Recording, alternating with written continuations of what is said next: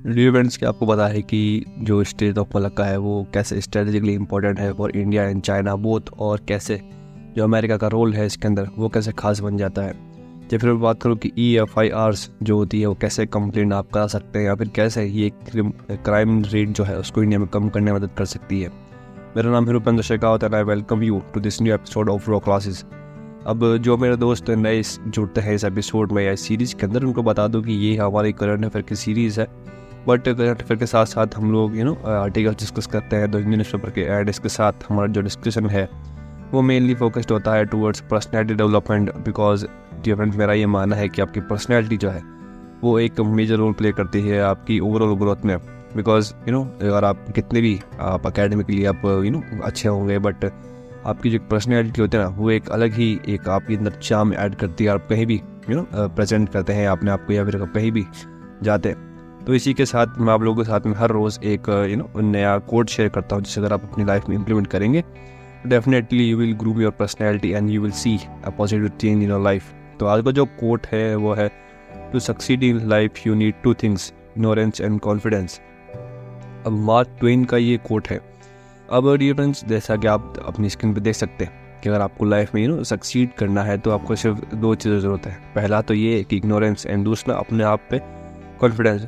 अब इग्नोरेंस से मेरा मतलब ये नहीं है कि आपको लोगों को इग्नोर करना है, not, this is not the right way. आपको करना क्या है कि आपके आसपास आप लोगों ने देखा होगा कि कई बार ऐसा होता है कि आपके आसपास जो लोग हैं, देखते हैं ना आप लोग कि आपसे जो अगर आप स्कूल में, तो आपने देखा होगा कि आप मान लीजिए कोई सेकंड या थर्ड रैंक है, तो जो फर्स्ट रैंक है उसको देख के आपको लगता होगा यार खास मेरी भी ये रैंक आती। तो ऐसे में ज़रूरत है कि आप उस पर अपनी एनर्जी फोकस करने के बजाय आप अपने आप पे जो है वो फोकस करेंगे तो डेफिनेटली आपको रिजल्ट्स देखने को मिलेंगे। बिकॉज आपने अपनी एनर्जी जो है वो जो सामने वाला है उसके बारे में सोचने में खर्च कर दी, या फिर उसके बारे में आप अगर सोच रहे हैं कि उसने ऐसा किया है या फिर वो ऐसा करेगा, तो उससे ज़्यादा ज़रूरी है कि आप अपने आप पे उस एनर्जी को फोकस करेंगे, ना कि आप दूसरों पे उस चीज़ को फोकस करें। तो इसका मतलब हो गया कि आपको उस क्या करना है कि उसे इग्नोर करना है, यानी कि उसके साथ जो भी हुआ है, उसने जो भी किया है, it doesn't matter to you. आपको वो चीज़ काम में नहीं आने वाली। आपकी क्या चीज़ काम में आएगी कि आप अभी क्या कर रहे हैं। तो इसलिए ज़रूरी है कि आप अपने आप पे चीज़ों को फोकस रखें, ना कि दूसरों पे अपनी एनर्जी खर्च करें। एंड दूसरा जो चीज़ है कि कॉन्फिडेंस, आपको अपने आप पे जो है हमेशा कॉन्फिडेंस होना चाहिए कि हाँ ये मैं चीज़ कर सकता हूँ। इसके लिए आप एक चीज़ कर सकते हैं कि आप जो है हर रोज़ अपने आप को अफर्म कर सकते हैं। अफर्मेशन का मतलब होता है कि आप जो भी चीज़ अचीव करनी है लाइफ के अंदर, उसको आप जो रोज़ है, अगर एक बार सुबह उठते ही कांच के अंदर या शीशे के अंदर देख के एक बार रिपीट करेंगे वो चीज़ कि I have to do this, आपको ये चीज़ करनी है। जो कोई भी चीज़ हो सकती है, आप एकेडमिक वाइज दे सकते हैं, आप फिजिकल जो है वो हेल्थ वाइज दे सकते हैं। तो कोई भी चीज़ अगर आपको अचीव करनी है तो सबसे पहला तो क्या कि आपको दूसरों को एक इग्नोर करना है कि वो क्या कर रहा है। It doesn't matter to at all to your life. आपकी ज़िंदगी में बिल्कुल काम नहीं देगा कि वो अगला क्या कर रहा है। आपको क्या काम देगा कि आप अपने आप पे कितना फोकस्ड है, आप अपने आप पे कितना कॉन्फिडेंट है। तो अगर आपको कॉन्फिडेंस अपने आप पे रखना है तो you have to be self affirm yourself. आपको रोज़ सुबह उठ के अपने आप को अफर्म करना है, yes I have achieved it, and मैंने ये अचीव कर लिया है ऑलरेडी। अगर आप ऐसे पॉजिटिव इन्फॉर्मेशन अपने आप को देंगे तो आपके अंदर कॉन्फिडेंस आएगा कि हाँ मैं ये कर सकता हूँ। तो ऐसी कुछ चीज़ अगर आप लाइफ में इम्प्लीमेंट करेंगे तो यू विल डेफिनेटली सक्सीड। तो ये ताज़ा quote dear friends, I hope कि आपको चीज़ समझ में आई होगी। एंड मैं चाहूँगा कि रोज़ आप जो है पॉजिटिव इन्फॉर्मेशन जो है वो ज़रूर अपने आप को दें सुबह उठ के। नाउ डियर फ्रेंड्स, आज का जो क्वेश्चन है वो है, Red Sea is connected to Indian Ocean through. अब आपको एक जो वाटर बॉडी है उसका नाम बताना है कि किसके द्वारा जो रेड सी है वो इंडियन ओशन से जुड़ती है। तो ये आज का सवाल है। अगर आपको पता है तो वेल एंड गुड, अगर आपको इसके बारे में थोड़ा नहीं पता है तो आप थोड़ा रिसर्च कर लीजिए। एंड डियर फ्रेंड्स, मेरा ये मानना है कि अगर आप जियोपॉलिटिक्स पढ़ रहे हैं या फिर अगर आपको ऐसी कुछ चीज़ें अगर देखनी है तो आप सिर्फ टेक्स्ट ना देखें। मैं चाहूँगा कि आप थोड़ा मैप खोलें, आप थोड़ा गूगल मैप्स पे जाएं, या फिर आप पास फिजिकल अगर कोई एटलस भी है तो उस पर जाके आप देखें कि कैसे रेड सी के अराउंड कौन कौन सी कंट्रीज़ हैं और किस बॉडी के द्वारा वो इंडियन ओशन से जुड़ते हैं। बिकॉज जियोपॉलिटिक्स पढ़ने का सबसे अच्छा तरीका जो है वो मैप के द्वारा ही है। तो अगर आपको आंसर पता है तो वेल एंड गुड, आप थोड़ा रिसर्च भी कर सकते हैं इसके बारे में। अगर आपको और ज़्यादा इन्फॉर्मेशन मिलेगी दैन उसके बाद जो है आके अपना आंसर कमेंट बॉक्स में ज़रूर शेयर कीजिए मेरे साथ में। Now let's move toward articles. आज है 9 नवंबर 2023 एंड आज का जो पहला आर्टिकल है वो है, ताइवान और Malacca blockade and India's options. अब ये फ्रेंड्स हुआ क्या है कि हाल ही के अंदर आपको पता होगा कि जो यूएस से चाइना के रिलेशंस हैं वो आप बताएं कैसे हैं, एंड इंडिया चाइना के रिलेशंस है वो तो डेफिनेटली हम देखते आ रहे हैं कि कैसे चाहे वो सिक्किम हो, अरुणाचल प्रदेश हो या फिर इधर लद्दाख वाला एरिया हो, यहाँ पे टेंशन चलते रहते हैं। अभी हुआ क्या है कि चाइना's frequent intimidation of Taiwan has raised questions about potential actions by India in the state of Malacca। अब क्योंकि चाइना जो है वो कंटिन्यूसली अपना अफेक्ट जो है वो ताइवान के ऊपर दिखाता जा रहा है। अभी ऐसे में ये चीज़ जो है एक टेंशन क्रिएट करने वाली है फॉर द यूएस। अब ऐसे में क्या होता है कि अगर चाइना जो है अपना डोमिनेंस रेगुलरली अगर ताइवान के ऊपर बढ़ाता है तो यूएसए को यूएसए क्योंकि पोटेंशियल एक कहते हैं ना कि एक आपस में जो संबंध है ताइवान और यूएसए के वो काफ़ी अच्छे हैं। इसीलिए जो अब यूएसए आपको पता है कि काफ़ी ज़्यादा दूर है चाइना से। अब इसीलिए क्योंकि इंडिया एक स्ट्रेटेजिक पार्टनर है यूएसए का, तो यूएसए उम्मीद करता है कि इंडिया जो है वो अपना एक डोमिनेंस जो है वो शो करे स्टेट ऑफ मलक्का में, ताकि ये जो चाइना का डोमिनेंस है ना ताइवान के ऊपर ये थोड़ा कम हो सके। अब ऐसा नहीं है कि यूएसए इतना पोटेंशियल नहीं रखता, but India is not also the lower side. अब इंडिया भी कम नहीं है। अब क्योंकि ऐसी जब बात आती है ना कि कोई भी चीज़ को अगर काउंटर करना है या फिर खासकर की बात करें कि जब रिलेशंस इतने ज़्यादा टाइट हो इंडिया और चाइना के, तो ऐसे में जो इफेक्ट है चाइना का कहीं भी बढ़ते हुए देखना ये इंडिया को बिल्कुल भी मंजूर नहीं होना चाहिए। बिकॉज ओवरऑल अगर चाइना आज अगर अपनी टेरिटरी को इंक्रीज़ करता है या फिर अपना जो धीरे धीरे कहते हैं ना डोमिनेंस दिखाना अगर वो शुरू करता है, तो over the period of time क्या होगा कि वो कोई भी एरिया जो है वो डोमिनेंस कर लेगा एंड वर्ल्ड ट्रेड पर इसका काफ़ी नेगेटिव इम्पैक्ट पड़ने वाला है।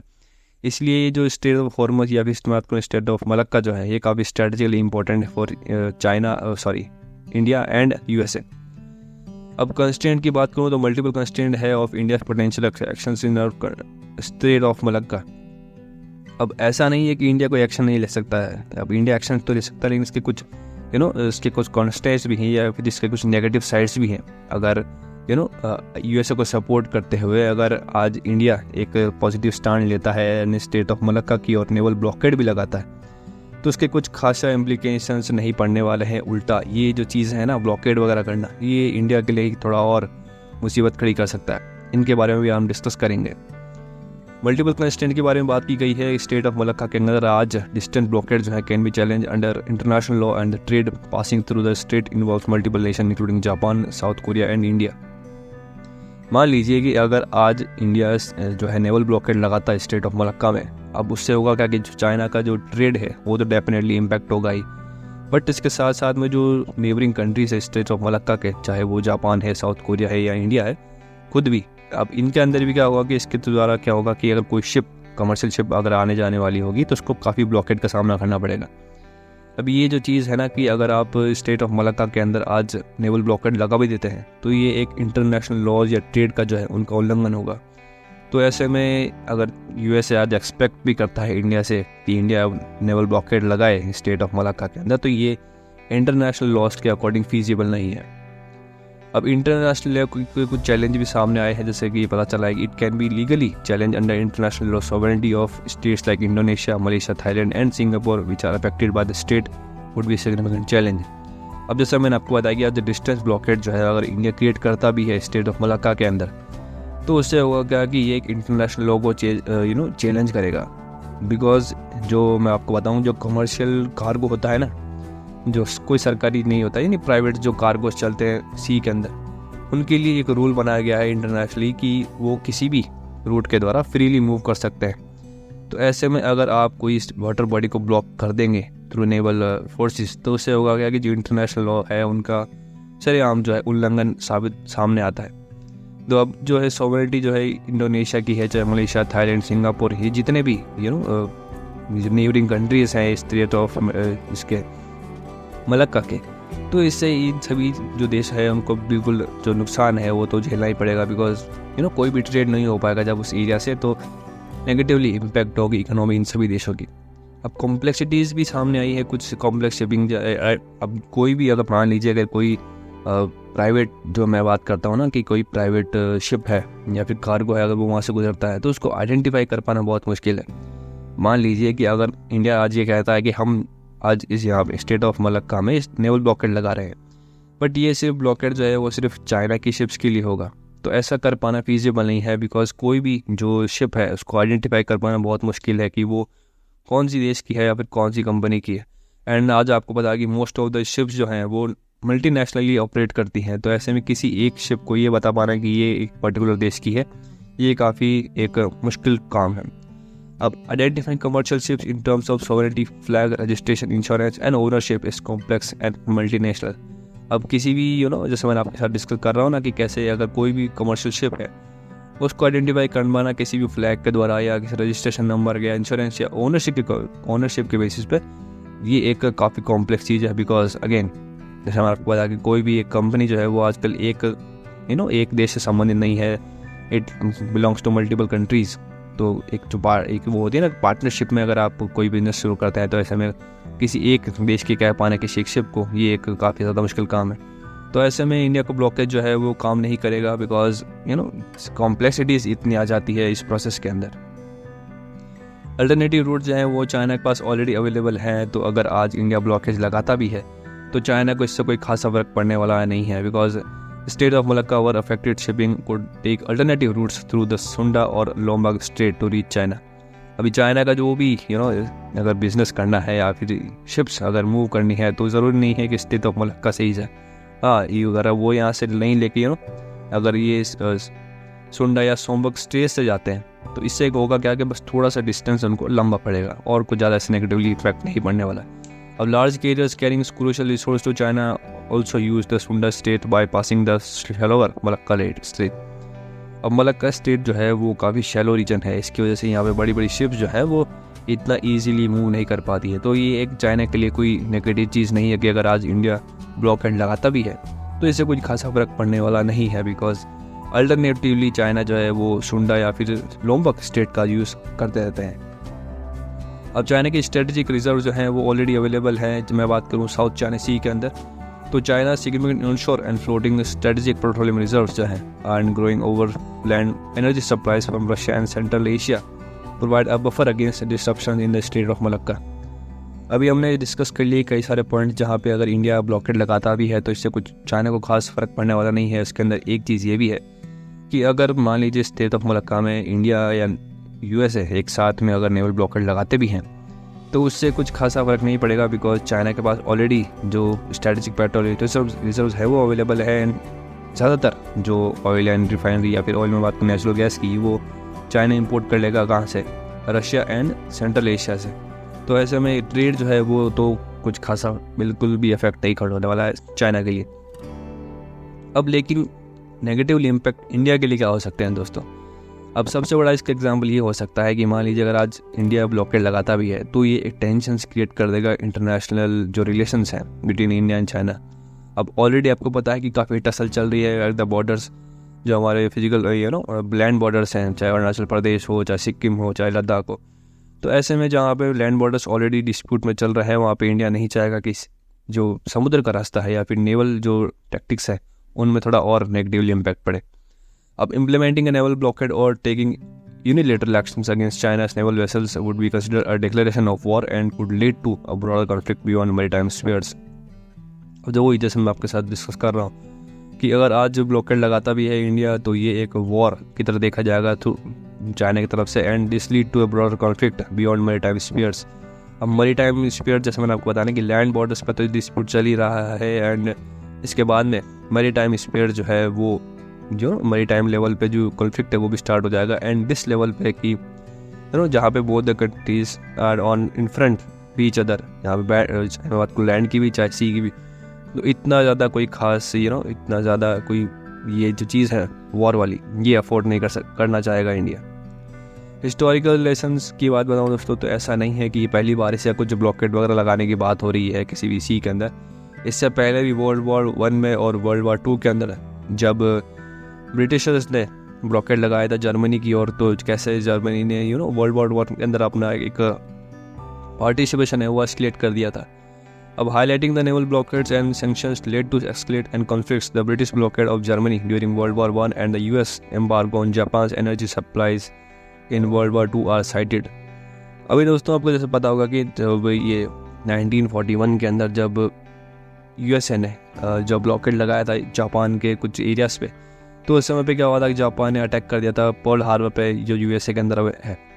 अब ऐसे में अगर ब्लॉकेड लगाने से चीज़ें आसान होती तो it's a good thing, but history का एग्जांपल लेते हुए भी आर्टिकल के अंदर बताया गया कि कैसे अगर ये जो ब्लॉकेड है ये लार्जर कॉन्फ्लिक्ट की ओर इशारा करते हैं कि अगर आज ब्लॉकेड होता भी है तो जो वॉर के चांसेस हैं वो काफ़ी ज़्यादा बढ़ जाएंगे। जैसा कि आप देख सकते हैं कि जर्मनी ने अटैक कर दिया था ब्रिटिश के ऊपर, या फिर मैं बात करूँ कि जो जापान है उन्होंने पर्ल हार्बर पर अटैक कर दिया था।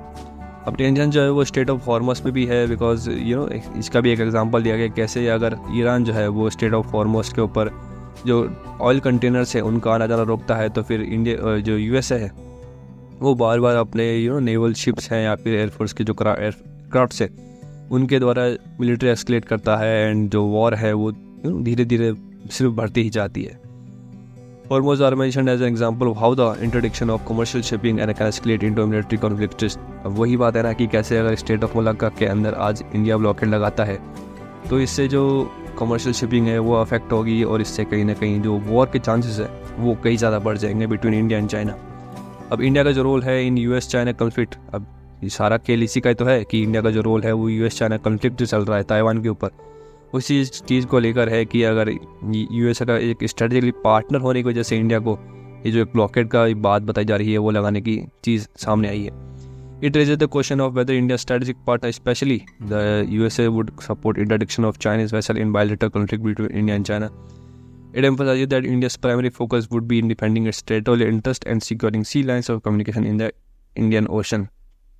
मान लीजिए कि आज अगर इंडिया ब्लॉकेड लगाता भी है तो क्या चांसेस है इसके कि यूएसए जो है वो फुल्ली सपोर्ट करेगा इंडिया को, या फिर अगर कहीं पे एक चीज़ें कुछ खामियां रह जाती है तो यूएसए फुलफिल करेगा उन सभी चीज़ों को। तो इन सभी चीज़ों से ज़्यादा ज़रूरी है कि इंडिया फोकस करे अपने जो टेरिटोरियल इंटरेस्ट है उनको बचाने में, और जो सी ऑफ लाइन कम्युनिकेशन है उसको इंडियन ओशन के अंदर बचाने की, बिकॉज इंडियन ओशन और जो स्टेट ऑफ हॉर्मस है वो अंडमान सी के अंदर ही दोनों लाई करते हैं। तो इसलिए ज़रूरी है इंडिया को कि ये जो ब्लॉकेड वाली चीज़ है इसके बजाय ज़्यादा फोकस जो है अपनी खुद की जो टेरिटोरियल एक्सटेंट है उसको बचाने के अंदर इंडिया का जो पार्टिसिपेशन है वो ज़्यादा होना चाहिए। तो ये था आज का हमारा पहला आर्टिकल। आई होप कि आपको चीज़ समझ में आ गई कि कैसे जो स्टेट ऑफ मलक्का है उस पर ब्लॉकेड लगाना कोई समझदारी की बात नहीं है, बिकॉज मैंने आपको साथ डिस्कस किया ना इतने सारे पॉइंट की कैसे चाइना के पास अल्टरनेटिव्स ऑलरेडी अवेलेबल है। तो इससे ज़्यादा ज़रूरी है कि इंडिया फोकस करे अपने उन सभी मेरी टाइम जो एरियाज हैं उनको प्रोटेक्ट करने में। नाउ डियर फ्रेंड्स, हमारा जो सेकंड आर्टिकल है वो है move towards EFIR but with caution. अभी आपको पता होगा कि कई राज्यों के अंदर जो EFIR की जो सिस्टम है ये लॉन्च कर दी गई है। अब लॉ कमीशन के रिकमेंडेशन पे ये चीज़ जो है इम्प्लीमेंट की गई है टू द होल कंट्री।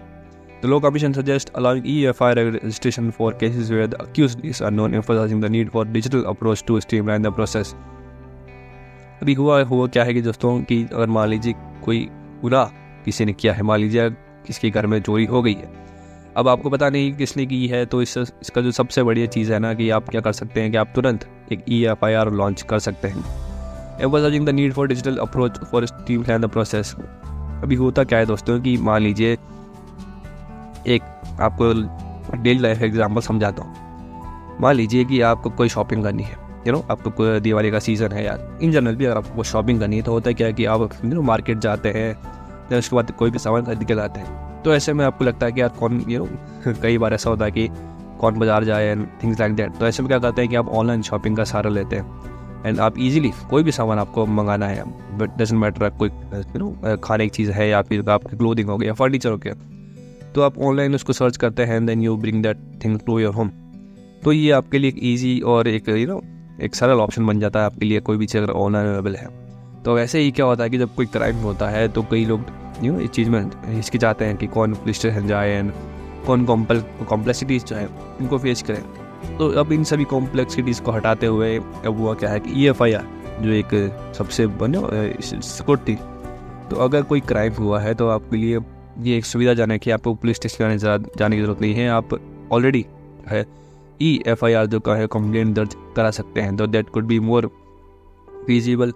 तो ये एक आसान चीज़ हो गई है अगर कोई भी क्राइम होता है। तो ऐसे में क्या होगा कि ज़्यादातर लोग जो घबराते थे EFIR दर्ज कराने से, उनको एक सुविधा हो जाएगी एंड जो क्राइम रेट्स हैं उन पर कहीं ना कहीं स्टॉप हमें ज़रूर देखने को मिलेगा इस एक्शंस के द्वारा। अब उसको कराने के लिए सबसे बेहतर चीज़ जो यहाँ पे दी गई है कि आप कैसे करा सकते हैं EFIR कंप्लेंट। अब उसके लिए एक जो OTP वेरिफिकेशन है उसको एक तवज्जो दी गई है, कहा गया है कि कैसे the commission proposing using OTP verification for the complaints mobile number and the mandates the uploading of valid ID proof. अगर किसी को भी कंप्लेंट रेज करानी है तो उनको अपने ऑथेंटिकेशन के लिए सबसे पहले तो अपना आधार कार्ड नंबर देना पड़ेगा एंड देन उसके बाद में OTP वेरिफिकेशन होता है, उसको कंप्लीट करना पड़ेगा। अब सिक्योरिंग सस्पेक्ट ने, अगर आपको सस्पेक्ट के बारे में पता भी है तो आप उसके बारे में भी अब जो EFIR है उसके अंदर लिख सकते हैं, बट वो जो चीज़ है कि सस्पेक्ट का नाम है वो कॉन्फिडेंट रखा जाएगा टिल कि उसके ऊपर जो जुर्म है वो साबित नहीं हो जाता है। The name of a suspect to be kept confidential on the centralized national portal until the EFIR signed by the complaint, ensuring privacy and security. अब जब तक जो कंप्लेंट करने वाला है वो फिजिकली जाके अपना जो साइन है वो नहीं करता है, तब तक वो जो जितने भी जो डिटेल्स आपने किसी भी सस्पेक्ट के बारे में दी है तो उसको प्राइवेट रखा जाएगा सिक्योरिटी रीजन की वजह से। टाइम बाउंड सिग्नेचर है, बिल्कुल ये जो प्रोसेस है ये पूरा टाइम बाउंड होगा। अगर आपने आज EFIR कंप्लेंट करी है तो आपको विदिन 3 डेज जो है वो फिजिकली जाके पुलिस स्टेशन के अंदर आपको साइन करना पड़ेगा जस्ट। तो ऐसी कुछ चीज़ें हैं जो इस चीज़ प्रोसेस को थोड़ा और स्ट्रीमलाइन, थोड़ा और ईजी बना देती है पुलिस के लिए भी एंड सिटीजन्स के लिए भी। If the registered information is not signed by the information within the prescribed time, it will automatically deleted within 2 weeks from the portal, emphasizing the time bound process. अगर आपने आज complaint करी है and within 3 days अगर आप complaint पे sign नहीं करते हैं फिजिकली जाके तो आपकी जो FIR है EFIR आपने जो दर्ज कराई थी वो ऑटोमेटिकली आफ्टर 2 वीक्स जो है वो डिलीट हो जाएगी फ्रॉम द पोर्टल। अब डेफिनेशन जो है, इस डेफिनेशन क्या है EFIR की, आपको पता है कि इलेक्ट्रॉनिकली अगर आप कोई भी FIR जो है वो फर्स्ट इन्फॉर्मेशन रिपोर्ट दर्ज कराते हैं तो उसको हम EFIR कहते हैं। Through common national portal and subsequent getting them physically signed by the complaint within 3 days to convert them into actual FIRs। बिल्कुल, अब EFIR वही है कि आपने ऑनलाइन पोर्टल पर जाके अपनी EFIR दर्ज कराई एंड देन उसके बाद में आप विदिन 3 डेज अगर उस पर साइन कर देते हैं, उस उस नियर पुलिस स्टेशन जाके उस FIR पर साइन कर देते हैं तो आपकी जो FIR है वो लीगल एक FIR में कन्वर्ट हो जाएगी एंड देन उसके बाद पुलिस जो है वो एक्शन लेना स्टार्ट करेगी। प्रोसीजरल स्टेप्स जो है वो बताए गए हैं that the police station will check the information content received from the portal to verify cognizable offence is made out, only then will be information be entered in the prescribed format with 3 days। अब ये वो चीज़ है कि मैं आपको बता रहा हूँ ना कि कैसे अगर आप कोई भी अब EFIR जो है वो कोई भी कंप्लेंट कर सकता है, बट देन अब ऐसे ही कितने ही लोग FIR झूठी FIR दर्ज कराएंगे। तो इसको रोकने के लिए पुलिस ने भी एक तोड़ निकाला है कि कैसे आपको 3 डेज में वहाँ जाके साइन करना है एंड आपकी जो EFIR है वो एक एक्चुअल FIR बन जाएगी, देन उसके बाद में पुलिस जो एक्शन लेगी। वही चीज़ इसके अंदर दोबारा बताई गई है। मैनुअल सिग्नेचर रिक्वायरमेंट बिल्कुल बताई गई है कि एक ऑथेंटिकेशन ये प्रोवाइड करता है कि बता रहा हूँ ना कि कैसे अगर मान लीजिए बहुत सारे लोग झूठी FIR भी कई बार रेज कर देते हैं तो इसकी ऑथेंटिसिटी को और पुख्ता करने के लिए ये जो मैनुअल सिग्नेचर है वो बहुत ज़रूरी है। बिकॉज मान लीजिए कि आज मैंने कोई EFIR कंप्लेंट करी, मैंने ऐसे ही कई बार होता नहीं, कई लोग ऐसे ही टाइम पास के लिए EFIR कुछ भी चीज़ें करते हैं। तो मान लीजिए किसी ने ऐसे ही झूठे ही उस चीज़ को इम्प्लीमेंट कर दिया, EFIR रेज कर दिया, दैन उसके बाद में साइन नहीं किया तो उसकी कोई महत्व नहीं रह जाएगा। अगर सच में किसी को प्रॉब्लम है यानी किसी के पास किसी के साथ में कुछ कोई घटना हुई है तो ज़रूरी है कि वो उस फाइल यानी EFIR के उसके ऊपर साइन करेगा, तब उसके बाद जो ऑथेंटिसिटी है वो सामने आएगी। In case where the accused is known the conventional method of obtaining the complaint signature within 3 days is prescribed, highlighting the importance of physical verification even the digital process। अब डिजिटल प्रोसेस तो हुआ ही है, but उसके साथ साथ में physical process जब हो जाता है यानी आप साइन जब कर देते हैं तो वो एक तरीके से एक ओवरऑल जो FIR है वो रजिस्टर्ड हो जाती है। अब बेनिफिट्स बताए गए हैं, ऑटोमेटिक जनरेशन ऑफ रिसिप्ट आपको मिलेगी अगर आप EFIR करते हैं, ensuring nearly free registration of crime and prevention of content manipulation by authorities. अब इससे फ़ायदा ये भी है कि आपको रिसिप्ट मिलेगी, लेकिन इसके साथ साथ जो बड़ा फ़ायदा ये है कि जितने आजकल अनरजिस्टर्ड केस थे वो भी रजिस्टर होना स्टार्ट करेंगे, बिकॉज लोगों के पास एक ऑप्शन होगा कि उनको पुलिस स्टेशन जाने की ज़रूरत नहीं है, वो घर बैठे ही कोई भी कंप्लेंट जो है उसको ज़्यादातर लोग जो है वो कंप्लेंट रेज कर सकते हैं एंड अपनी प्रॉब्लम जो है वो पुलिस अथॉरिटीज़ के साथ में शेयर कर सकते हैं। तो इससे होगा कि ज़्यादा से ज़्यादा जो यानी क्राइम्स थे उनको एक हाईलाइट में आएंगे एंड पुलिस जो है वो और ज़्यादा एक्टिव होगी एंड एक्शन जो है वो लिए जाएंगे against these odd people. Concern about electronic process, अब कई हमने देखा कि पॉजिटिव है तो कई नेगेटिव साइड भी है इसकी। Limitations of online facilities and emphasising that investigation before the actual registration of the FIR may not align with the true spirit of Code of Criminal Procedure। अभी दोस्तों ये बताइए गया है कि इसके अंदर अगर आप कोई भी FIR जब दर्ज होती है तो पुलिस क्या होता है कि पहले उसकी FIR दर्ज करने से पहले जो एक्चुअल चीज़ हुई है या फिर जो क्राइम हुआ है उसकी एक इन्वेस्टिगेशन करती है, पता करती है कि वो चीज़ सही है या नहीं है। तो ऐसे में अगर FIR पहले दर्ज हो जाती है तो ये एक जो कोड ऑफ क्रिमिनल प्रोसीजर होता है ना कि FIR दर्ज करने से पहले आप कुछ चीज़ें जो चेक करते हैं वो चीज़ चेक नहीं होगी, तो ये एक कंसर्न है FIR रिलेटेड सिस्टम को लेकर। या फिर बात करूँ नीड फॉर ह्यूमन इंटरेक्शन जो है, यानी कि किसी भी चीज़ को लेकर, या फिर मैं बात करूँ कि जब ऐसी कुछ घटनाएं होती है जहाँ पे किडनैपिंग जैसी चीज़ें होती है, तो ऐसे में जो एक ह्यूमन इंटरेक्शन है वो काफ़ी क्रूशियल हो जाता है। या फिर मैं बात करूँ मेडिकल एग्जामिनेशन की, कि रेप अक्यूज्ड होते हैं या फिर कोई जो तो भी है ना कि किडनैपिंग के केसेस होते हैं, इन सब में ज़रूरी होता है कि आप मेडिकल एग्जामिनेशन करें। तो ऐसे में जो ह्यूमन इंटरेक्शन नहीं है वो ज़रूरी है। तो importance of human interaction in solving crimes is stressed. अब citing instances where immediate medical examination or timely visit to the crime scenes may be crucial, especially in the cases of kidnapping। तो ऐसी कुछ चीज़ें जब होती है kidnapping या फिर किसी भी फील्ड के अंदर जब मेडिकल एग्जामिनेशन की ज़रूरत पड़ती है किसी भी केस के अंदर, तो ऐसे में ह्यूमन इंटरेक्शन जो है वो एक क्रूशियल रोल प्ले करता है। तो ये सभी चीज़ें एब्सेंट रहेगी इस FIR के अंदर।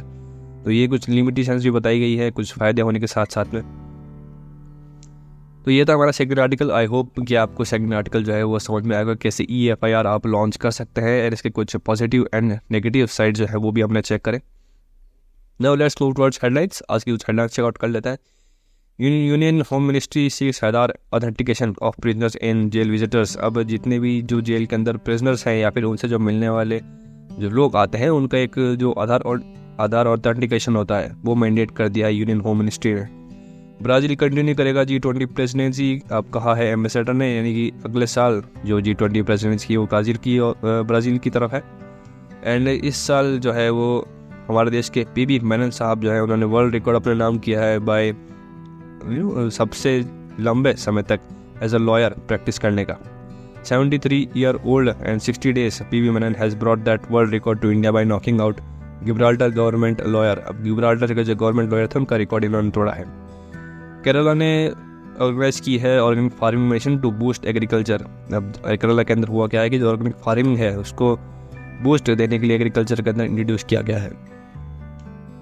सो या that's it, that's up today's episode of rock classes. Dear friends, अगर वीडियो को अभी तक लाइक नहीं किया है तो please give it a thumbs up, comment कर दीजिए अपने आंसर्स को। अगर आपको कोई भी सवाल है, कोई भी सजेशन है तो please feel free to leave them in the comment section below. Share कर दीजिए इस वीडियो को among all your friends and family members. Subscribe कर दीजिए अगर सब्सक्राइब नहीं किया है तो, and press the bell icon ताकि आपको रोज़ सुबह 9 बजे जो नोटिफिकेशन है वीडियो का वो मिल सके। So yeah, that's it. This is Rupinder Shekhawat signing off. Jai Hind, and I'll see you in the next episode.